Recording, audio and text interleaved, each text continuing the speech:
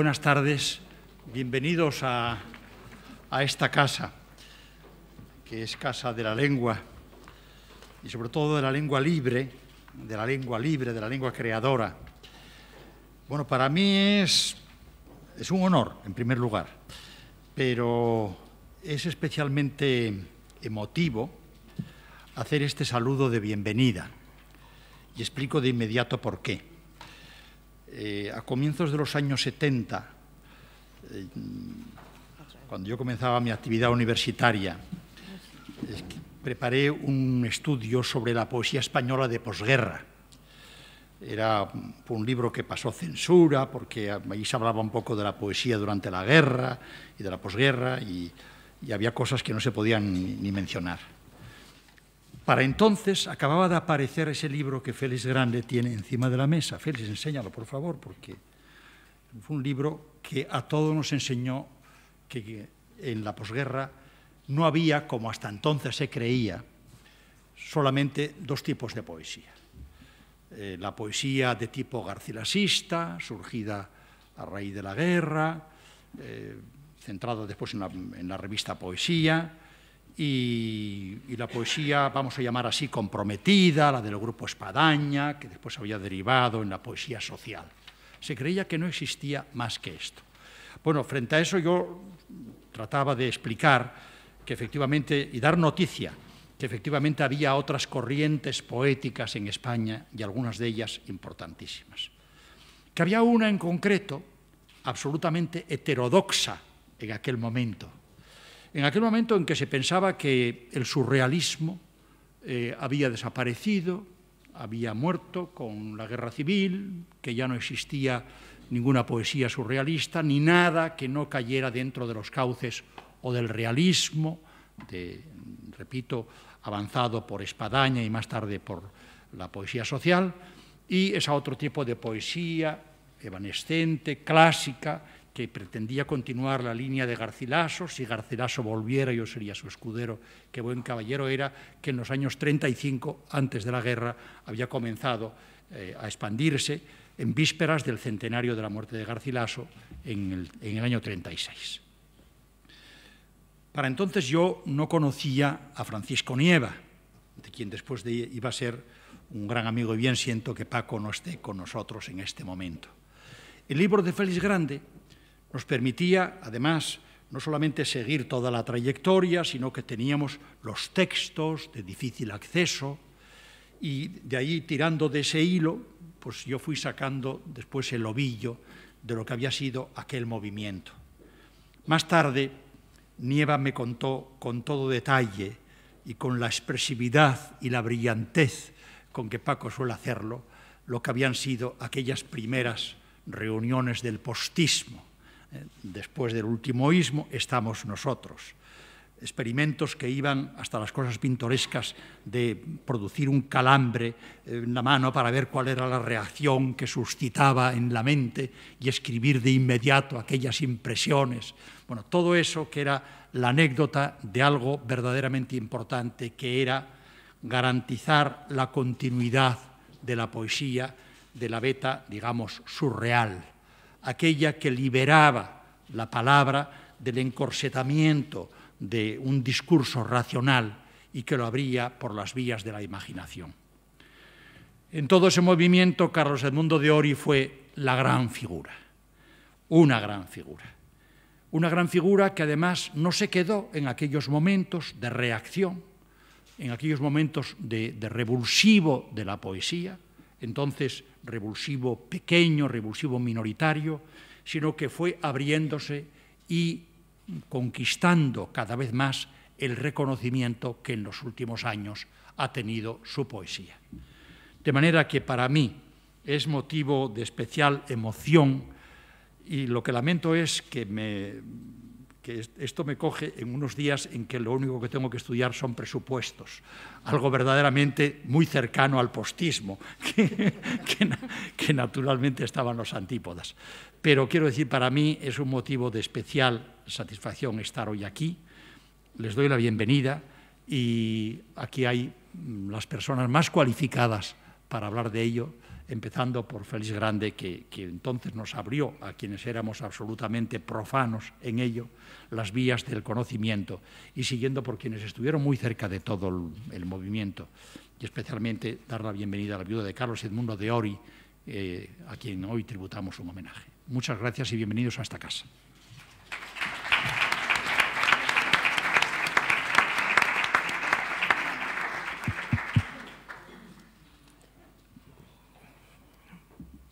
Muchas gracias al Instituto Cervantes, a su director, a los responsables de este acto y a todos ustedes por habernos acompañado, por haber venido esta tarde.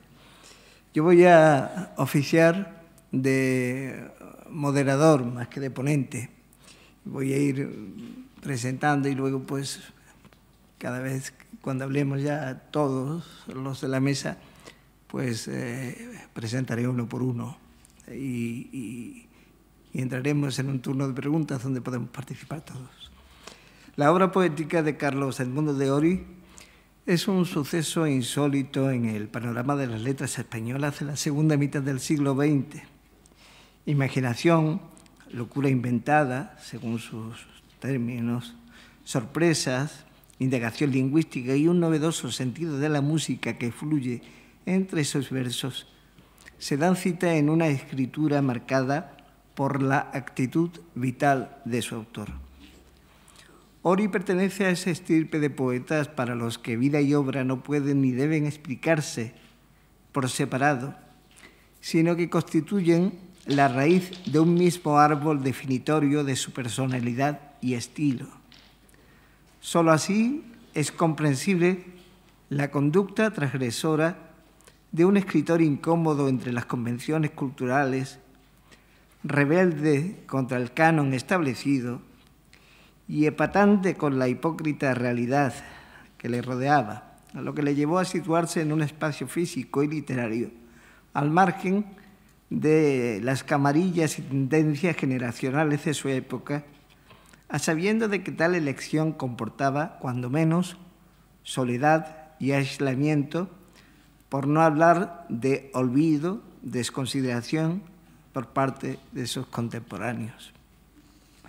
Es verdad que Ory no buscó galardones, ni le hizo mucha falta para conseguir que su voz mantuviera un nivel creciente a lo largo de su existencia. Pero no deja de ser un poco lamentable y chocante que a sus 87 años no recibiera ninguno de los premios oficiales importantes de su país dedicado a las letras españolas, si exceptuamos algunos reconocimientos de carácter regional y local. Por otra parte, nunca fue amigo de los homenajes, que rechazó en vida e impugnaría hoy desde allí donde esté. Recuerdo que en el año 1978, la sevillana y desaparecida ya revista Operador quiso prepararle un homenaje y rehusó.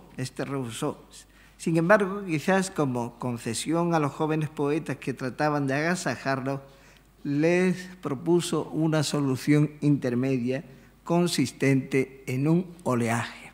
Él decía, yo quiero oleaje en vez de homenaje. Un oleaje como los que contemplaba de su ventana en el mar de Cádiz y al que le gustaba asomarse cada vez que visitaba su ciudad natal, a ese oleaje. Por eso nosotros también, el Instituto Cervantes, hemos recurrido a esa paráfrasis para reunir a varios amigos del poeta en torno a su memoria. Amigos que cada uno por su cuenta ha sido importante en la vida y en la difusión de la obra de Carlos Edmundo de Ory. Solamente, como he dicho antes, en mi papel de moderador, me gustaría, antes de darle la palabra a cada participante, ofrecer unos elementales datos biográficos sobre el oleajeado en esta ocasión. Carlos Edmundo de Ory nace en Cádiz en 1923, bajo los auspicios de su padre, el poeta modernista Eduardo de Ory, escribe sus primeros versos y lee a Bécquer, Darío, Juan Ramón Jiménez, Herrera y Reisig, Verlaine y Baudelaire. Y fue también su progenitor quien profetizó el futuro de su hijo en unos versos que decían: «Tú serás poeta, poeta preclaro, serás mi obra magna y mi mejor lauro». Tras la Guerra Civil se traslada Ori a Madrid y en 1945 publica su primera colección de poemas, Versos de pronto, en la revista Fantasía. Ese mismo año, junto a Eduardo Chicharro y al pintor italiano Silvano Cernesi, funda el postismo, que, como se ha dicho, movimiento estético literario de vanguardia, que, al decir del estudioso Jaume Pont, causa no poco revuelo en el marasmo cultural de la inmediata posguerra. En su empeño por ahondar en el lenguaje y alcanzar en él la libertad más pura, proclama el hidrorrealismo en 1951 en colaboración con el pintor dominicano Darío Suro.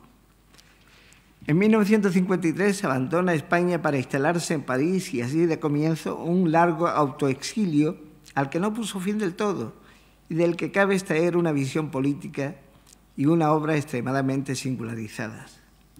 Y Francia sería el escenario donde ocurre la mayor parte de su tiempo y es la Europa del siglo XX donde encuentra la fuente más importante de su alimentación literaria. Sin embargo, no podemos hablar de un escritor integrado en el ambiente cultural europeo, sino de un artista solitario y errante que construía sus versos en español, lejos de su país y del ámbito de su propia lengua, que hasta 1963 no publica su primer libro de poemas, Los Sonetos. A partir de los ecos revolucionarios de 1968, funda en Amiens el Atelier de Poesía Aubert, una experiencia colectiva y contracultural que pagaría con la expulsión de su puesto como bibliotecario en la Maison de l'Écriture. 2 años más tarde, su obra recibe un gran impulso en cuanto a difusión y reconocimiento en nuestro país, gracias, como se ha dicho, a la publicación de Poesía 1945-1969, volumen preparado y prologado por Félix Grande. A partir de ahí se suceden las ediciones, muchas de ellas fruto de un largo periodo de silencio. Recordemos Técnica y llantos, los poemas de 1944, Metanoia, Lee sin temor, Energía, La flauta prohibida, Miserable ternura, Cabaña, Soneto vivo, Sin permiso de ser ángel, Melos, melancolía, la antología Música de lobo, hasta el poemario póstumo La memoria amorosa, sin olvidarnos naturalmente de sus aerolitos, que son destellos que surgen del vacío, aforismos que nos invitan a regresar al origen tras haber recibido la descarga de su luminosidad, y sin olvidar, por supuesto, sus cuentos, narraciones y su voluminoso diario. La obra de Ori es hoy modelo de independencia y libertad, heredera del simbolismo vanguardista y del romanticismo germánico, pero también de la tradición barroca española y del mestizaje verbal de su adorado César Vallejo. Ori murió en Tesiglimón en noviembre de 2010 y hoy estamos aquí con sus amigos y su viuda para recordarlo tal como ha sido y sigue siendo para muchos de nosotros. Amigos que hemos colaborado en los recientes actos y publicaciones del reconocimiento al poeta gaditano, como el reciente número monográfico de la revista Ínsula, que acaba de salir, en el que además de los presentes en esta mesa participan especialistas y escritores como el mentado Jaume Pont, su coordinador, Pere Ferrer, Guillermo Carnero, Andrés Sánchez Robaina, Joaquín Marco y muchos otros. La primera persona que tenía que hablar sería Francisco Nieva, pero no está aquí por motivos de salud y va a ser Laura Acheruá, la viuda de Ori, con la que el poeta compartió su vida desde 1972 hasta el final.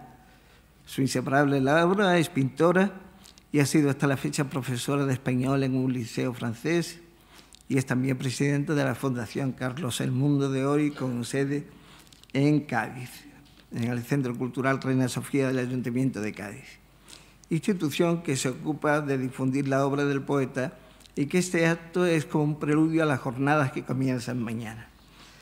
De Francisco Nieva, poco tengo que decir, dramaturgo y director de teatro, Premio Nacional de Literatura y Príncipe de Asturias, y testigo de un tramo importante en la obra de Carlos Edmundo de Ory. Contaba Ory y contaba Nieva que se encontraron en Madrid. Este le invitó a casa de la madre y del hermano, a su casa, pues a comer o a merendar. Siguieron hablando, cenaron, se quedó a dormir, desayunaron, hablaron y estuvo 6 meses. Estuvieron 6 meses juntos y allí, bueno, pues prácticamente nació el postismo y Francisco Nieva fue uno de los miembros del grupo del movimiento postista. Laura tiene la palabra y leerá también el texto de Francisco Nieva. Bueno, gracias, José Ramón. Buenas tardes, queridos amigos. Me vais a perdonar mi acento francés y también quizás tropiece un poco con las palabras, una cosa que me ocurre tanto en francés como en español. Gracias.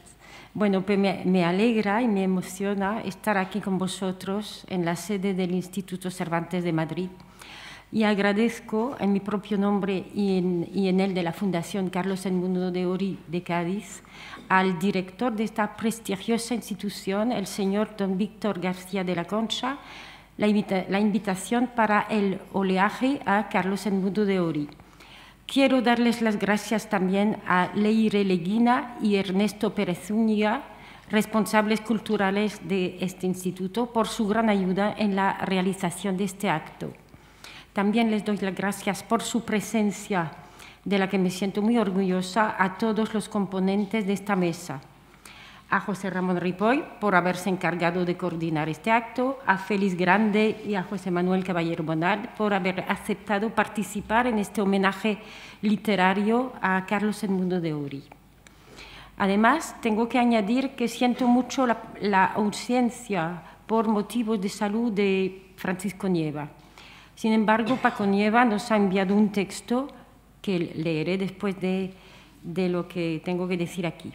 Bueno, pues en el espacio de 15 días se han celebrado varios actos dedicados a Carlos Edmundo de Ory. El primero tuvo lugar en Gijón el pasado 28 de septiembre, organizado por la Alianza Francesa de dicha ciudad y en colaboración con la Fundación Carlos Edmundo de Ory. Estuve yo presente. El segundo se celebró en el marco de Cosmopoética, en la ciudad de Córdoba, el pasado 2 de octubre, donde estuvo José Ramón. Y el tercero es el que está teniendo lugar aquí en el día de hoy. Asimismo, mañana empiezan en Cádiz las segundas jornadas dedicadas al conocimiento de la figura y la obra de Carlos Edmundo de Ory, que bajo el título general de Latitudes organiza la fundación que lleva el nombre del poeta. Bueno, y voy a hacer otro anuncio, y ese concierne al Cervantes especialmente. Bueno, entonces quiero anunciar, y eso me alegra, la traducción y edición en Brasil y en lengua portuguesa del libro de Carlos Edmundo de Ory, Técnica y Llanto, iniciada por don Ignacio Martínez Castignani, patrono de la Fundación Carlos Edmundo de Ory y director del Instituto Cervantes de Belo Horizonte en Brasil. Bueno, es un libro bilingüe. Este libro bilingüe se realiza gracias al Instituto Cervantes y en colaboración con la Fundación Carlos Edmundo de Ory. Y desde la Dirección de Cultura, Montserrat Iglesias, directora de Cultura del Instituto Cervantes, me ha pedido que yo hiciera el anuncio de esta traducción. Bueno, ahora voy a leer el texto que ha mandado Paco Nieva. Entonces, dice: Ory, un misterio exquisito.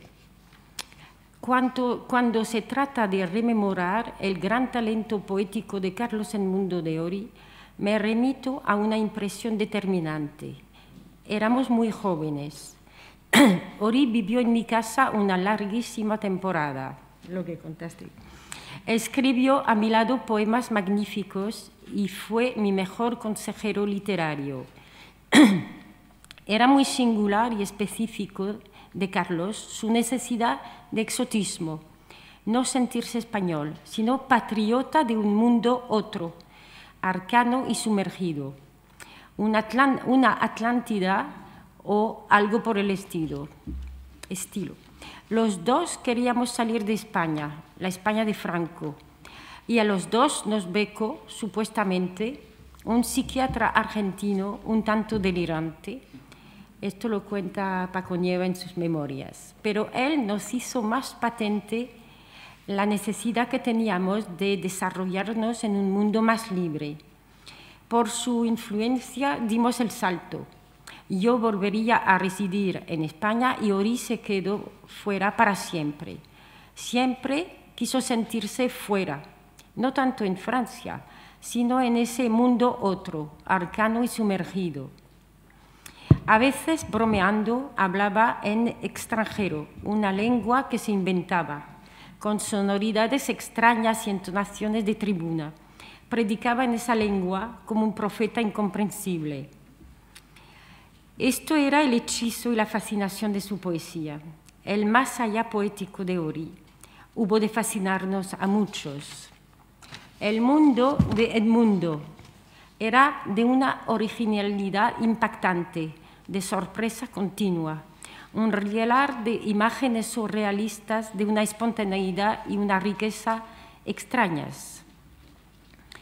En un país tan desdeñoso como el nuestro, tuvo la fortuna de encontrar un estupendo exégeta, como Félix Grande.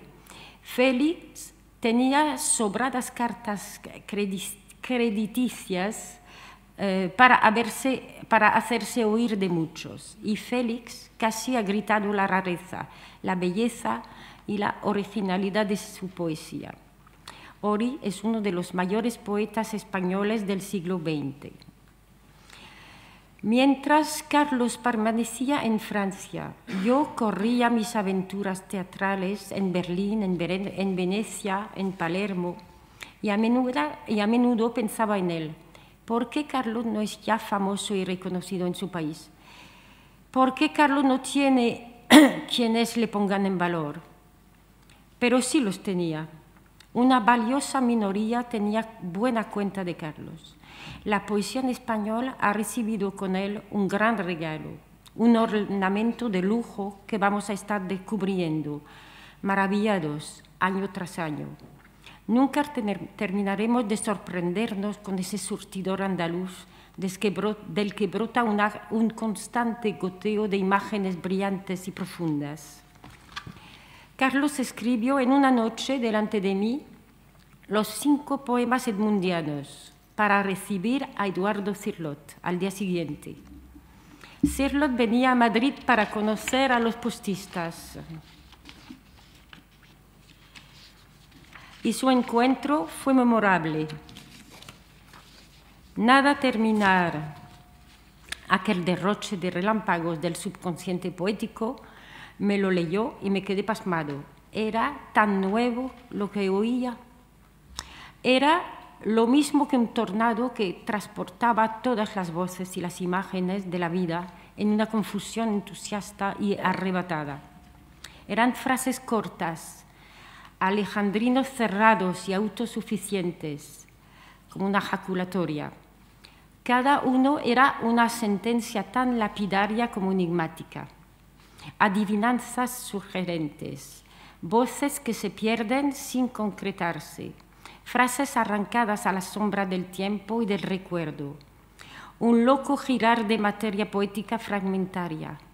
Me parecía escuchar a una persona en trance y en una ceremonia mágica. Temblaban los papeles en sus manos. Bueno, los que han conocido a Carlos se acordarán cómo leía su poesía, que lo describe muy bien aquí Paco Nieva. Años después conocí en Venecia a los actores Peter Fonda y Dennis Hopper, que presentaban su película Easy Rider. Las imágenes que traducían las sensaciones del LSD eran muy semejantes al poema de Carlos. No es extraño que Carlos se entendiera también posteriormente con Allen Ginsberg. Carlos era un profeta de lo más nuevo generacional, sin consumir otra droga que su adrenalina. Ya producía un poema adivinatorio y psicodélico que durará más que una película. No es necesario que volvamos a probar el LSD. Con este poema de Ori ya tenemos lo suficiente. Significa la prematura adivinación de lo más nuevo que aportarían las juveniles conquistas de la percepción, su descomposición y recomposición del mundo. Nos parece que ese mundo explota un torbellino y nos absorbe, nos transporta y confunde con infinidad de fragmentos preciosos y misteriosos. Una confusa levitación, nada más semejante a lo que, entre adictos a la psicodelia, se llamaba todo un colocón. William Burroughs lo hubiera leído con franco estupor. Y era en contacto con aquellos chicos americanos cuando yo me interrogaba respecto a Carlos. ¿Por qué no es ya tan famoso y tan celebrado como esos dos? Si lo ha experimentado mucho antes que ellos y lo ha fijado para siempre en un memorable e imborrable poema. La razón, porque escribía en español y porque España se mueve más lentamente, conoce más tarde lo mejor que produce y no lo detecta a su tiempo. Tenemos que aceptarlo. El postismo, que fue premonitor de la postmodernidad y del que Carlos fue el mejor representante, no tuvo ningún eco en España ni fuera de ella, como es natural.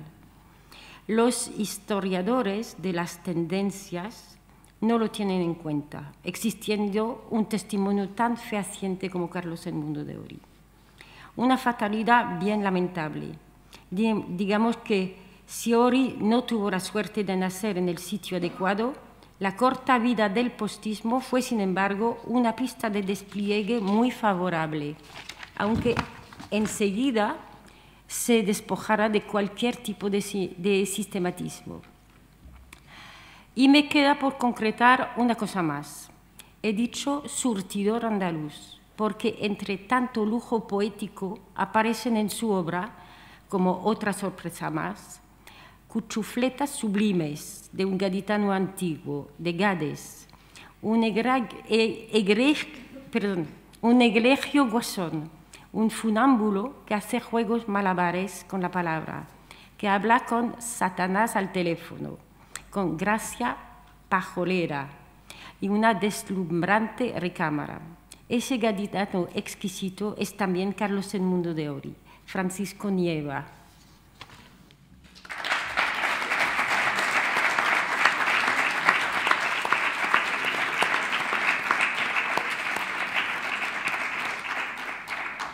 Y tengo que añadir que gracias a todos por estar aquí en este acto. Gracias, Laura. Félix Grande, poeta, ensayista y narrador, Premio Nacional de las Letras Españolas. Es autor, entre los numerosos volúmenes que dan cuerpo a su bibliografía, de la edición, como se ha dicho aquí ya varias veces preparada, de la poesía de Carlos el Mundo de Ori, poesía 1945-1969, que publicó Edasa en 1970 y que significó el inicio de una nueva lectura en España de la obra del poeta desterrado. Dice el poeta en uno de sus versos, que está incluido en esa antología: soy un rey desterrado en un retrete. Vaya música. Pertenece al poema Autoelegía. Félix Grande ha mantenido una larga amistad con Ori, desde la que ha podido seguir de cerca su singladura poética y literaria en todas sus etapas. Compartió con Carlos su pasión vallejiana y a él le agradecemos, los más jóvenes, quiero decir los que éramos más jóvenes en aquella época, el descubrimiento de una voz que, aunque hablaba entre nosotros, no la escuchamos hasta entonces. Muy bien, buenas tardes. alegra estar compartiendo esta celebración de Ori con su mujer, con Laura, con José Ramón, con el joven José Manuel Caballero Bonal. Y me alegra además que nos haya abierto la puerta no solo del Cervantes, sino de este acto su director, porque recuerdo muy bien cómo Víctor hizo, cuando entró en la fascinación de la poesía de Ori, lo que debe hacer todo buen fascinado: trabajar. Recuerdo cómo, a partir del momento en que lo leyó, se puso a buscar documentación, testigos, y trabajó. Siempre lo ha hecho. Gracias, Víctor. Es lo que hice yo también. De manera que al elogiar a Víctor estaba elogiándome a mí mismo. Una mañana llegaron a mi casa, en el año 68, a mí me acababan de dar con justicia el premio Casa de las Américas, y eso me hacía más famoso de lo que era antes, y creo que fue esa fama la que llevó a dos altos directivos de la editorial sudamericana a que vinieran a mi casa, aprovecharan un viaje a España para pasarse por Madrid, a ofrecerme la dirección de una colección de libros en la editorial Edasa, que en ese momento pues, pertenecía al Trust de Sudamericana. Recuerdo que mientras me proponían esa dirección, yo pensé: Ori. Posiblemente si no hubiera existido Ori en mi horizonte lírico, yo hubiera dicho que no. Ya entonces creo que tenía muy claras las prioridades y yo no quería dirigir una colección de libros. Todavía hubiera sido una gran editorial, vaya y pase, sino escribir todas las genialidades de que yo fuera capaz. Pero cuando me vi de pronto en silencio, director de una colección de libros, pensé: Ori. Porque Ori había publicado nada más que un par de libros, de una manera casi semiclandestina, pero yo lo conocía bien y sabía que era uno realmente de los grandes poetas españoles del siglo XX.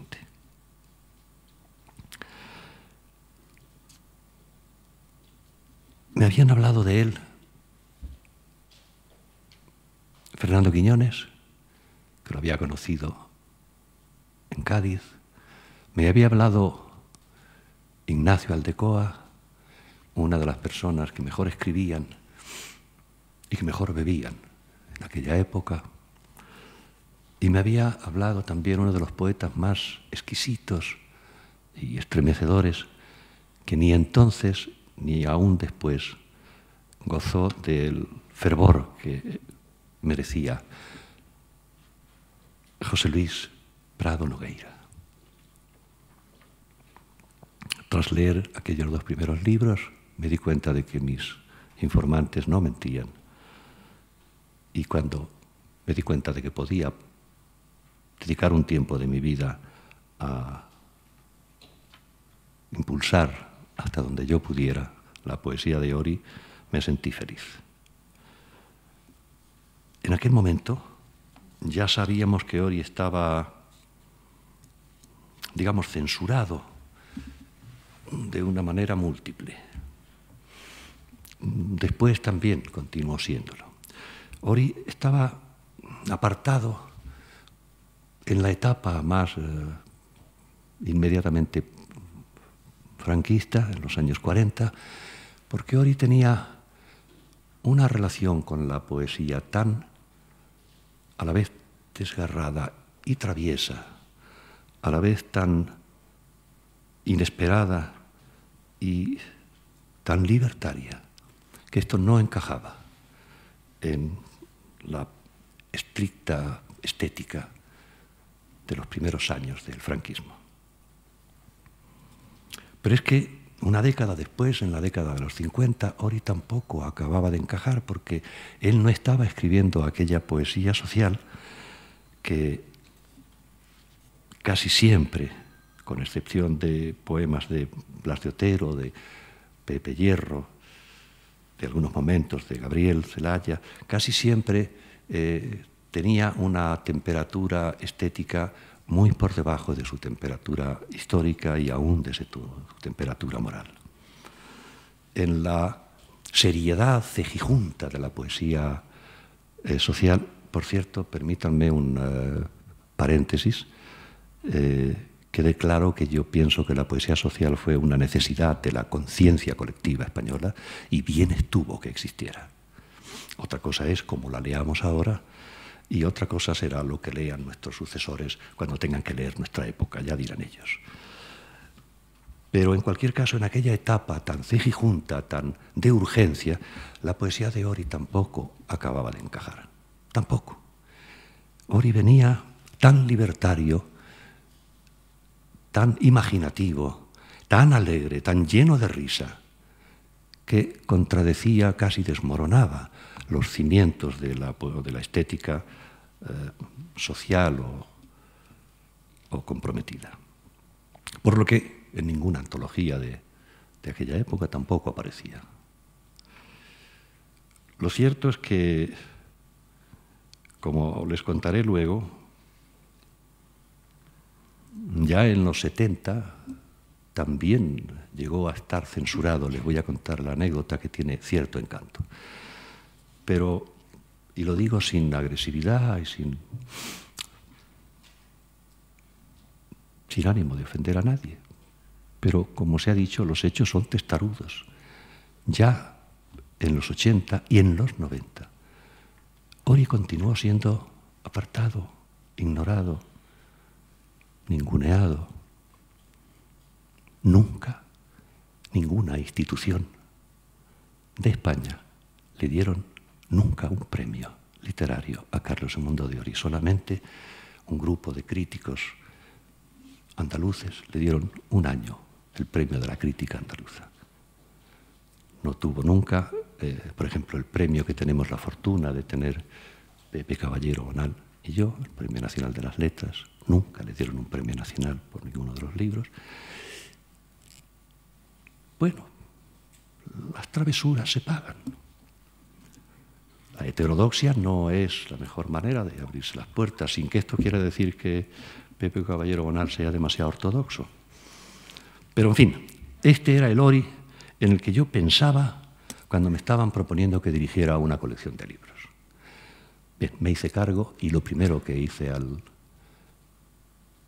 despedir en la puerta de mi casa de la calle Alenza aquellas dos criaturas adorables fue decirle a Paquita Paca: nos esperan 2 o 3 meses de felicidad.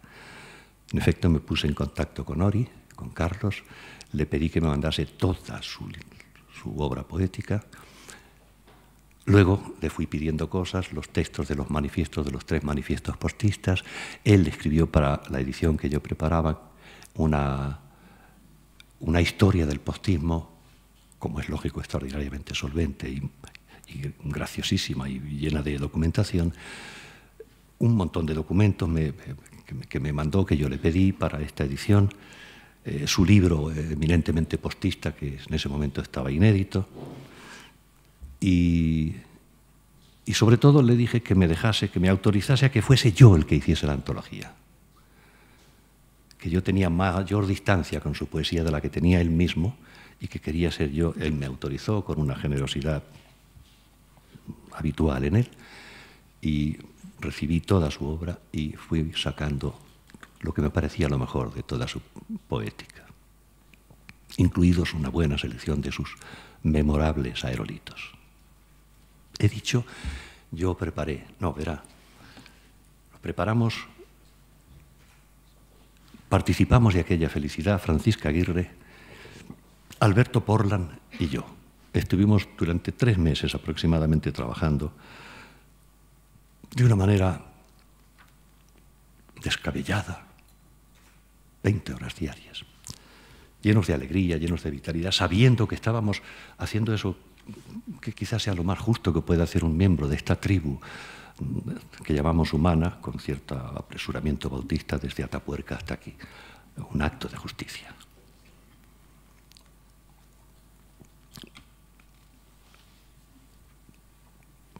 Finalmente, ya listo el volumen, hice lo que había que hacer por entonces, que era pasarlo a la autorización de la censura, que entonces ya no se llamaba censura. Con un eufemismo digno de Goebbels, se llamaba Departamento de Orientación Bibliográfica.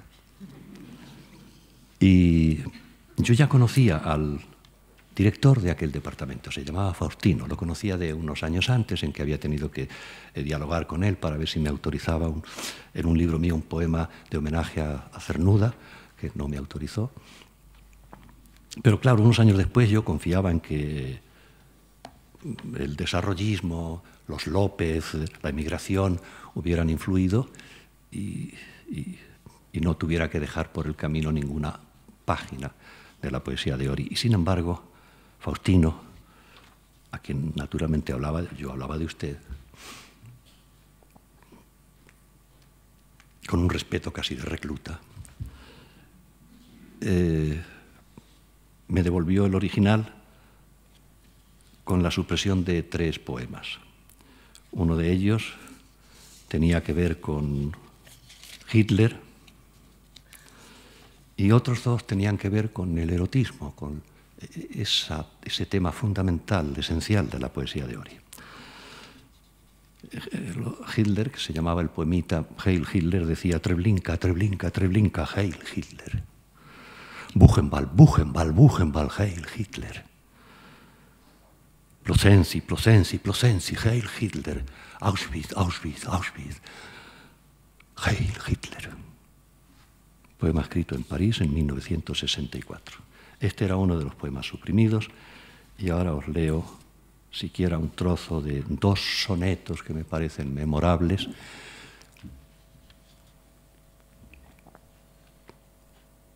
Uno se llama Eros Tremendum y dice: en la noche del sexo busco luz. Fíjense en las rimas. En la noche del sexo busco luz y encuentro más y más oscuridad. Mi cuerpo es sacro y sacrifica edad sin tiempo sobre el tuyo, cruz con cruz. Subo y bajo y gravito mi testuz, cae sobre el muro de tu atroz ciudad, sin puertas, donde al fin me da mitad de entrada a la tiniebla un tragaluz. Mantén mi espalda cubre los manjares, mis brazos y mis piernas son a pares con los tuyos en forma de escorpión. Las 2 manzanas mi contacto deja y duerme como un vaso en la bandeja de tu vientre, mi enorme corazón. El otro soneto se llama Fuego en las tripas. También observen el atrevimiento, no ya la originalidad, sino el coraje de las rimas.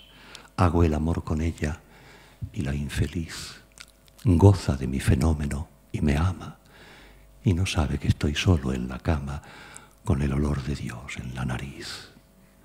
Saboreo tu carne de perdiz y mi saliva blanca se derrama como un ungüento cálido de llama sobre tu negra abierta cicatriz. Pecado y medicina es todo uno. Penetrar lo divino de consuno es remover tus tripas con fervor. El cielo es gloria y el amor es cielo, y el hombre y la mujer de pelo a pelo crean a Dios con un acto de amor. Faustino me dijo que no era posible, Yo trataba de discutir con él con lo mejor de mi astucia. Eros tremendum, Félix, me decía, porque él tenía tendencia a tutearme, se censuraba de vez en cuando, ¿no? Y le decía, pero hombre, Eros tremendum, si quieres le quitamos tremendum. Decía, no, si lo tremendum de este soneto no es el título, decía, sube y baja y gravito, mi testuz, subo y bajo y gravito. Hombre, que se está viendo, vamos, que se...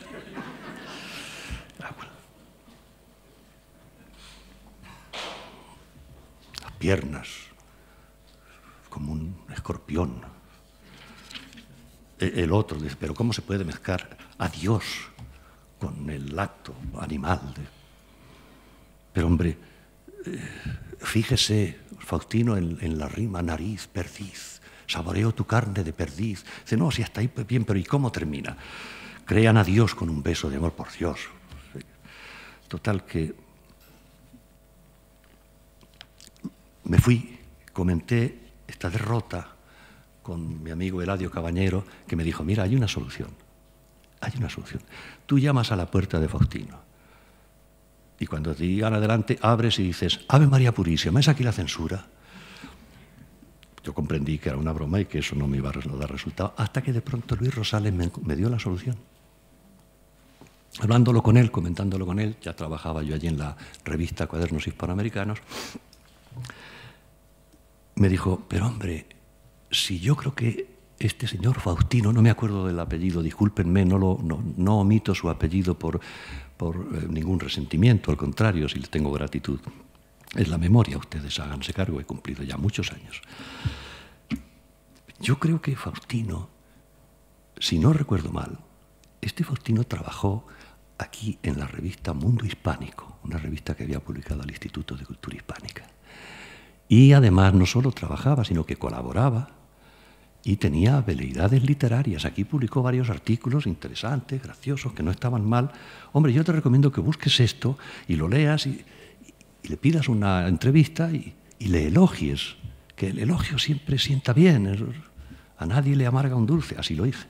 Busqué la revista Mundo Hispánico, Correo Literario, me regalaron 2 tomos, era una revista tabloide grande, me regalaron 2 tomos que los tengo en casa, registré la revista y encontré en efecto algunos artículos, algunas notas de libros y artículos sobre todo de paisajes, que era una cosa muy habitual en la época del franquismo. Muchos escritores ganaban sus 75 pesetas o 50 pesetas por un artículo, pero claro, había que escribir sobre lo que no iba a haber problemas de censura. Entonces, chiquillo, leí aquello y vi el cielo abierto. Le pedí una cita, acudía el día de la cita, llegué, le hablé de tú ya, sin contemplaciones, y le dije, pero hombre Faustino, con la de veces que nos hemos visto aquí ya, y has consentido que yo te hable como a un director del departamento de orientación bibliográfica, cuando lo que tú eres es un colega. Joder, ¿y qué pedazo colega? Ahí ya empecé. ¿Qué pedazo? Mira, acabo de leerte que no tenía idea de que eras un pedazo de escritor. Y mira, mira, en tal artículo que hablas del paisaje, del paisaje castellano, mira, aquí ya se prefigura Benjamín Palencia. Hay una mirada, Chiquillo, yo me di cuenta de que estaba haciendo mella y yo me crecí, yo sabía que estaba en una tarea fundamental, en que yo tenía que triunfar en esa guerra, y cuando terminé de hacer mis santas exageraciones, Faustino tenía el original sobre la mesa, cogió un sello, puso las 3 páginas prohibidas y ¡pa! Autorizadas también esas 3 páginas. Yo me di cuenta de que al autorizar Heil Hitler y sobre tu abierta negra cicatriz y sube y baja mi testuz, yo me di cuenta de que ¿cómo les diría? La discreta participación nazi en el hitlerismo y la sagrada sabiduría de la conferencia episcopal sobre la sexualidad no tenían poder ninguno ante un elogio sincero como el que yo le había hecho. Y bueno, ya he ocupado mi tiempo. No tengan nunca ustedes, nunca den nada por perdido, nada. Aquí alguien ha recordado, mi amigo que nos ha presentado, ha recordado que su padre, el padre de Carlos Edmundo de Ory,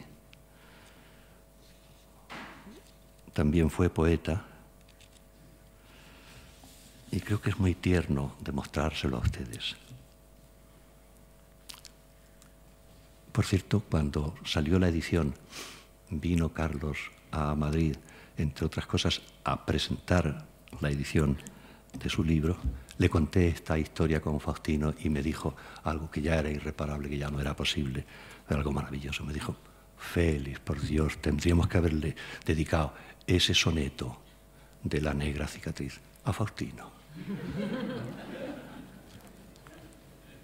Veréis, hace algún tiempo yo me pasé 3 o 4 años haciendo psicoanálisis, se lo recomiendo a todos ustedes, no se rían, ¿eh? Es una introspección muy seria. Creo que a mí me ayudó a encontrar una alegría y una serenidad que no había tenido nunca. Y me acuerdo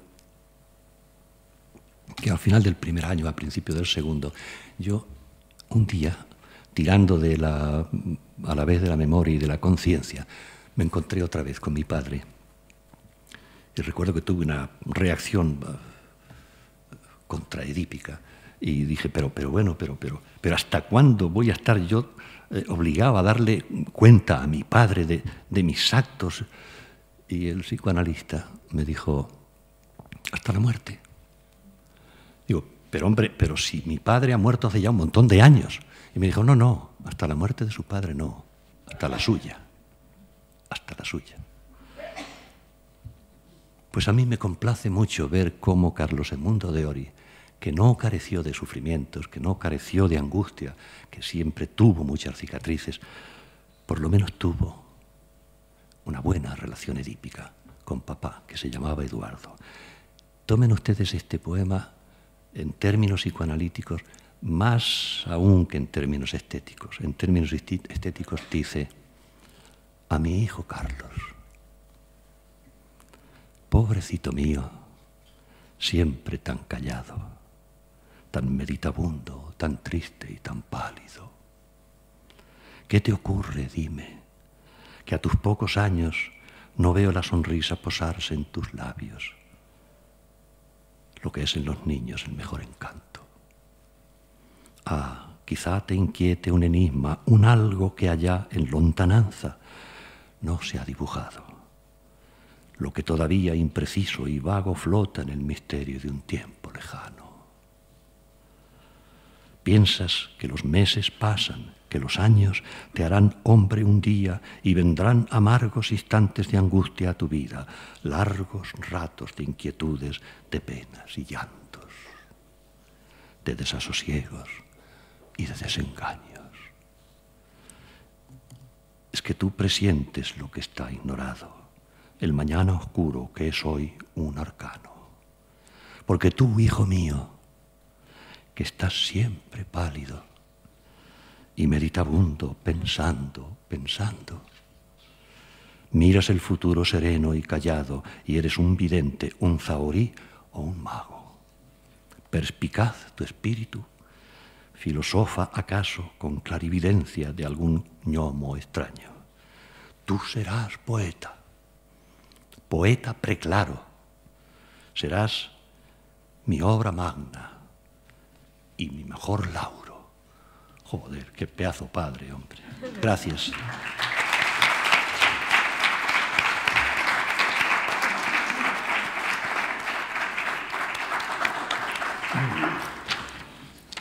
Por último tiene la palabra José Manuel Caballero Bonal, gaditano como Ory, bueno, en este caso gaditano de Jerez de la Frontera y enamorado de Cádiz. Es Premio Nacional de las Letras Españolas, Premio Federico García Lorca y Reina Sofía de Poesía Iberoamericana.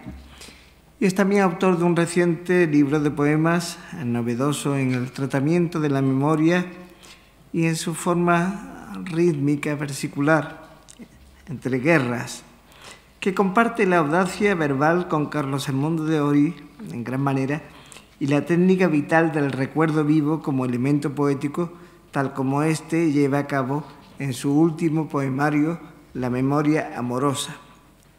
Amigos y coincidentes en la aventura literaria durante los años de Madrid, Caballero Bonal y Ory se han venido profesando una mutua admiración a lo largo de muchos años. Tiene la palabra a José Manuel Caballero Bonal. Buenas tardes. Cuando yo conocí a Ori, a principios de los años 50, ya tenía yo formada una idea previa sobre algún rasgo de su personalidad. Y estos anticipos imaginativos no suelen ser demasiado deficientes. Sabía por lo pronto que la obra y la vida de Ori iban juntas y que su condición de enemistado con la oficialidad poética imperante lo dotaba de un cierto prestigio literario. No me defraudó cuando lo conocí directamente, al revés. Me proporcionó un buen acopio de seducciones adicionales, muy bien situadas entre la inteligencia y el disparate. Se parecía mucho a un insumiso situado en la cuerda floja que enlaza la anarquía con la inocencia. Ori, recuerdo que me mostró entonces en su habitación madrileña, una pensión donde vivía, por cierto, con Aldecoa, me mostró un montón de carpetas y cuadernos que había sobre una mesa y me declaró que su obra, en especial sus diarios, ocupaban ya unos 10 volúmenes. Yo debí sentir entonces que el peso mayúsculo de esa producción me hundía en un abrumador sentimiento de principiante. La poesía de Ori supone un notable ejemplo de vitalidad creadora, de independencia frente a cualquier precepto literario de curso legal, denotando en todo momento lo que el ejercicio de la literatura tiene de aventura, de riesgo, de búsqueda de normativas no coincidentes con los patrones de más habitual divulgación. Poco antes de yo conocerlo, Ori había puesto en circulación el postismo. Bueno, lo que ocurre con el que habla al final es que ya se ha dicho todo lo que uno quiere decir, ¿no? O tiene anotado. Bueno, en un tiempo hostil, asfixiado de consignas posbélicas, de graves anemias culturales, el postismo fue una saludable propuesta estética.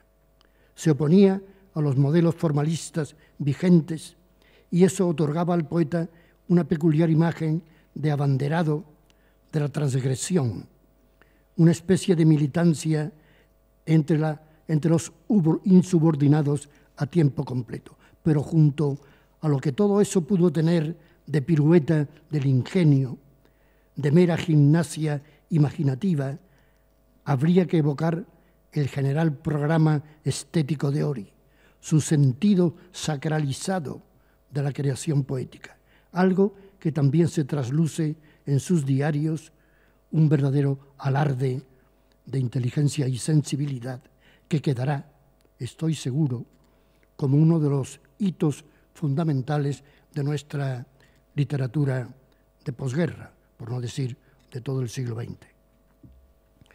En los años en que yo empecé a tratarlo, Ori ya había conseguido cierto renombre gracias a su desdén por los formulismos, a sus desacatos humanos y literarios.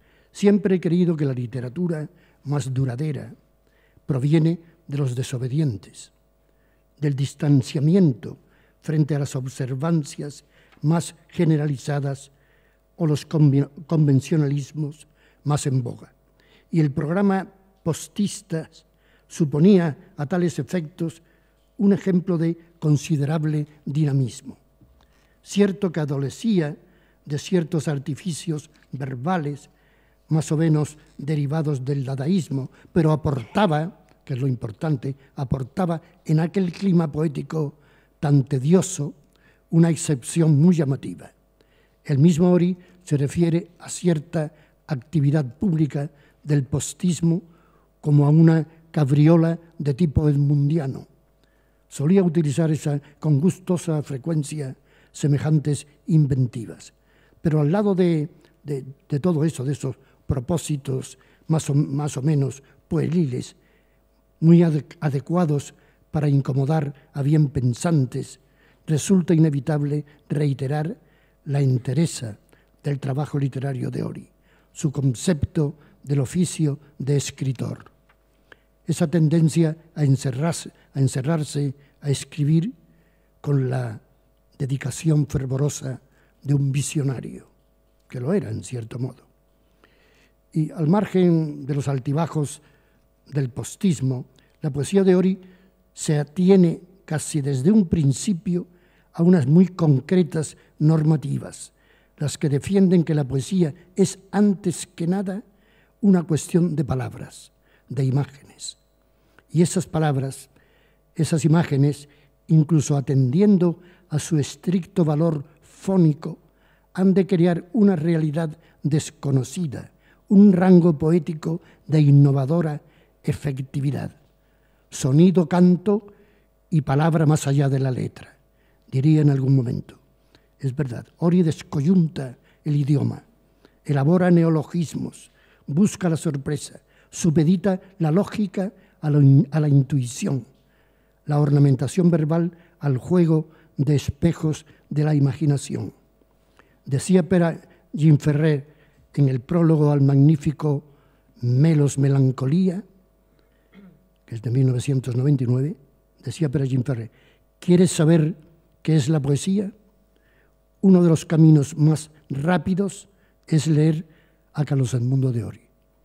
La conclusión es, desde luego, arriesgada, pero en ningún caso desmedida. Es posible que algunos tramos de su obra poética puedan ser considerados atrabiliarios, aunque será difícil no calificarlos de seductores. Ori podía decir, por ejemplo, amo el laúd, el lupanar y el mar, o escucho el minutero de las lágrimas, como para ir dejando pistas sobre el contenido de su sistema poético. Ori publicó también, aparte de su obra narrativa, diversas entregas de sus diarios. Fernández Palacios preparó y prologó en 2004 una selección en 3 volúmenes, unas 1.200 páginas, que no suponen sino una muestra fragmentaria de su amplísima labor en este sentido. Las anotaciones del autor son a veces muy breves y su periodicidad muy irregular. No se trata de escribir algo todos los días, sino de que siempre se registren hechos relevantes. Algo que efectivamente va a ir ocurriendo a medida que avanza cronológicamente el diario y que se estabiliza en el 3er tomo a partir de 1976. Y eso es realmente lo que esta obra de tan metódico esfuerzo tiene de más valioso. No importa lo que Ori hace, sus andanzas de cada día, sino sus ideas filosóficas, sus razonamientos estéticos, sus meditaciones generales. La actividad cotidiana es a tales efectos prescindible si no se la asocia a la reflexión. Su biografía privada queda adecuadamente oscurecida por sus indagaciones metafísicas. Todo eso aparece más o menos en el diario, aunque no siempre, por supuesto, con la misma nitidez. El texto se inicia en 1944 y finaliza, con grandes lagunas, algunas ostensibles, en 2000. Nada menos que 56 años de vida. Y esos son muchos años. Ya había publicado Ori anteriormente algunos otros fragmentos. No sé hasta qué punto el autor expurgó el texto y en qué medida suprimió lo que consideró menos comunicable.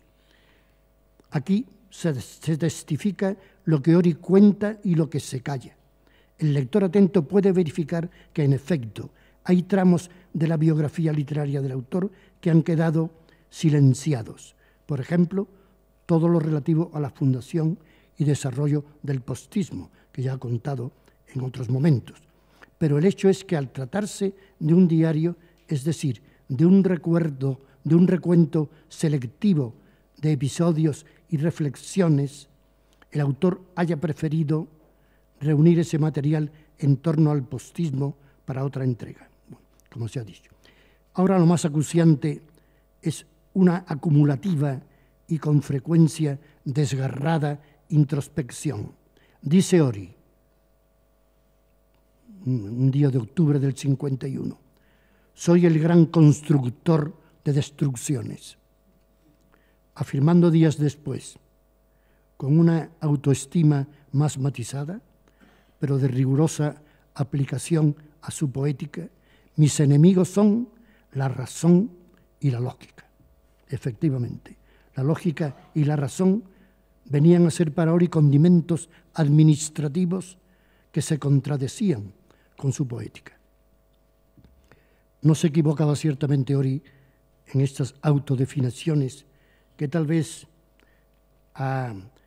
acentuaran los derivados olvidos, los rechazos predecibles a que los sometió la crítica española más convencional, empezando por los realistas a machamartillo. Pero al poeta no pareció afectarlo para nada esa forma de marginación.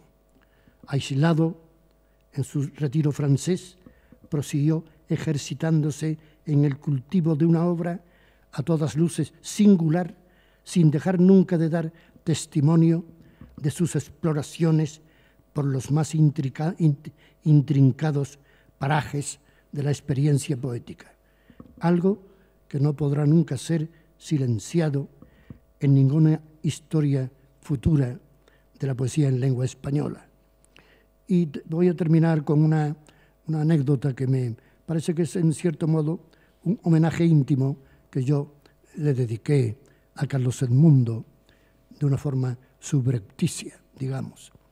Un día, hace ya 8 o 10 años, en un bar de Cádiz, o sea, en un sitio especialmente predilecto por mí, en el mostrador de un bar, estaba tomando una copa y se me acercó un señor muy elegante, muy adusto, y me dijo que estaba encantado de coincidir conmigo, que tenía mucho gusto en conocerme, que era muy admirador de mi obra. Pues yo le di las gracias, estaba encantado. Y luego me dijo, si no le importa, he traído un libro para que me lo dedique. Y era Melos Melancolía, de Carlos Edmundo de Ori, que yo naturalmente le firmé. Muchas gracias. Nada más.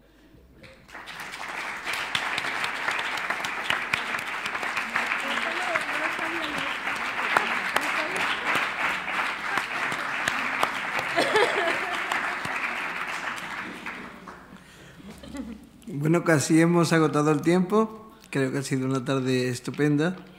Estas palabras nos han confirmado lo que ya sabíamos, pero nos dan ganas de volver a leer a Carlos Edmundo de Ori y mantener su poesía viva. Nos queda un rato para preguntas o leer algún poema, pero vamos a darle la voz al público. Gracias, buenas tardes, buenas noches. Gracias a los organizadores y a los ponentes. Quería preguntarle a la señora Lacherois, ¿cuáles fueron primero, dónde estuvieron radicados en Francia y si ustedes y él en particular desarrollaron vínculos y qué tipo de vínculos con con el medio literario francés? Básicamente esas dos cosas. Gracias. Bueno, yo he conocido a Carlos en septiembre de 1972 y desde el 1 de septiembre de 1972 hasta su muerte hemos estado juntos. Bueno, y entonces él vivía en Amiens, en un lugar muy retirado, totalmente aislado del mundo literario francés. Antes había tenido, cuando estaba casado con su primera mujer, Denise Breuil, vivía en París y había tenido una gran relación con el poeta Pierre-Jean Jouve, con también Marcel Béalu, con André Fresneau. Esos son los que recuerdo ahora. Pero después, a partir de cuando yo lo conocí, pues no tenía ninguna relación con la literatura, bueno, con la literatura francesa sí, pero con el medio literario más bien lo huía. Y pero con ciertos escritores españoles sí. Y luego, y claro, primero vivimos en Amiens y después en Amiens, que es una ciudad, y después en un lugar todavía mucho más perdido, que era una aldea de 420 habitantes. Y ahí él se sentía, decía, yo no estoy, un poco lo que dice Francisco Nieva, dice, yo no estoy ni en Francia ni en España, porque los españoles le decían, ah, tú vives en Francia, eres medio francés, hablas francés, te relacionas con franceses. No, él estaba todo el tiempo en su casa, que para él era una casa con un jardín, con varias bibliotecas, varios escritorios donde poder escribir, donde poder leer. Tenía incluso una biblioteca de verano, donde iba en verano, se instalaba en la terraza y se pasaba el tiempo leyendo. No tenía ninguna relación. Bueno, la casa del pueblito era un mundo totalmente autosuficiente para un escritor, porque me tenía a mí, él no escribía por ordenador, me dictaba, yo conducía el coche, yo le hacía la comida y le hacía todo. O sea que era... Eso es lo que quería decir.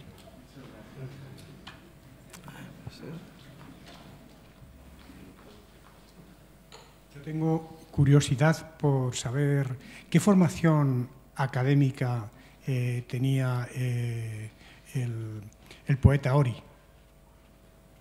¿Cuáles son sus, si lo saben o lo conocen, a cualquier miembro de la mesa se lo pregunto? Pues, donde se formó, qué hizo, se licenció en literatura o husmeó en derecho. No, que yo sepa, él estudió náutica en Cádiz, que me parece que no terminó, ¿no? No terminó náutica. Yo también estudié náutica al principio, tampoco la terminé. Eso debía ser una especie de tentación más o menos delirante de las lecturas de Conrad, de Melville, de Jack London, y de embarcarse en busca de aventuras, ¿no? Pero luego, no sé, él se vino a Madrid y fue un autodidacto, ¿no? Un autodidacta. Él terminó el bachillerato, que yo sepa, en el colegio de San Felipe Neri, en Cádiz, y ya luego cuando se vino a Madrid, bueno, pues a lo mejor con ánimo de seguir estudiando, ya luego se encontró yo creo que con su mayor universidad, ¿no? Su mayor escuela, que fue con su maestro Eduardo Chicharro. Él contaba que con Eduardo Chicharro pasaban horas y horas hasta las 5 de la mañana, mientras la familia de Chicharro estaba acostada ya, y Chicharro y él leían la Divina Comedia en italiano en la cocina de la casa, y Chicharro, de ahí surge Noches Dantescas, que es un libro estupendo de esa relación, y Chicharro pues le anotaba y le decía y él tomaba notas. O sea que fue en cierta manera, más que autodidacta, antiacadémico, autodidacta. Sí, sobre todo. Quería decir algo, Felipe. Que es masculino. Sí, empezó a estudiar a los 13 años en la Escuela Náutica de Cádiz y lo abandonó a los 16, en el año 1939. He pedido la palabra... ¿A los 13 años? ¿Eh? ¿Estás seguro que a los 13 años? Sí, en el año 36... ¿Había nacido en el 23? Sí. 13 años, sí. Me parece que eso es muy pronto. 16, La escuela náutica no se podía ingresar antes de los 18. No se puede. Pues es lo que pone aquí, es una cronología que me mandó el propio Carlos, a no ser que sea una travesura, de las muchas travesuras de Carlos. Estaba pensando ya en lo que iba a pasar. Ustedes saben que los grandes poetas tienen superpoderes, y yo creo que Carlos, en su momento, en el año 1968-69, con sus superpoderes debió pensar que nos íbamos a encontrar en esta infinita discusión, y entonces introdujo una errata deliberada para que nosotros nos peleásemos, pero no nos vamos a pelear, somos buenos discípulos de Ori. Pero he pedido la palabra para contarles una anécdota. Veo aquí que fue bibliotecario en el Parque Móvil. El Parque Móvil, sí. se llamaba Parque Móvil de Ministerios Civiles, desde el 43 al 53. Hay una anécdota muy bonita aquí. Fue un excelente bibliotecario, según no me contó él, sino me contaron gentes que lo habían visto trabajar. Lo que pasa es que, un poco como los flamencos, esto nos ocurre a los flamencos, Pepe lo sabe, la hora de levantarse de un flamenco es las 10 de la madrugada, más o menos, ¿no? Y él cumplía a rajatabla ese mandato de su temperamento. Luego llegaba a las 11 menos cuarto y trabajaba muy bien, ordenó perfectamente la biblioteca, reordenó el sistema de préstamos, era un hombre muy responsable.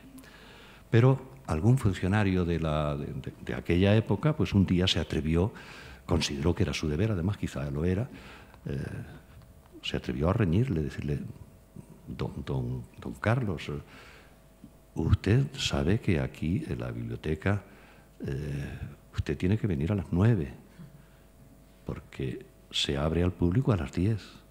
Dice: sí, lo sé. Claro, pero es que usted viene a las 11. Bueno, ¿y qué? Pues que claro que usted, usted no está haciendo correctamente su trabajo y... Sí, mi trabajo lo estoy haciendo correctamente. Ya, pero usted tiene que venir a las 9. Y estaba tan cargado de razón que Carlos se dio cuenta de que estaba ocurriendo un disparate por parte de su interlocutor, no por parte suya. Y le dijo con un racionalismo inconcebible, le dijo: ¿pero cómo voy a venir yo a las 9 si me levanto a las 10?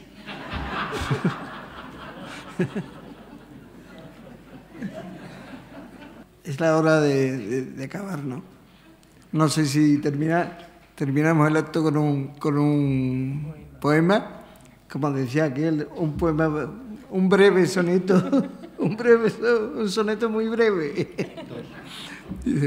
Se llama 14 veces que me hablen voces y que no comprendo, que soy la antena de los querubines, que para mí los medios son los fines, que ando sentado y siéntome corriendo, que alguien me está empujando y no dependo, que no dependo de mis pies afines, que paso velozmente los confines, que me acaricia un ángel estupendo, que soy azúcar, miel, dátil, anís, que crujo como ala o algodón, que peso como nube o como paja, que las puertas me abren de un país, que me coronan rey sin galardón, que en la tierra me dan de baja.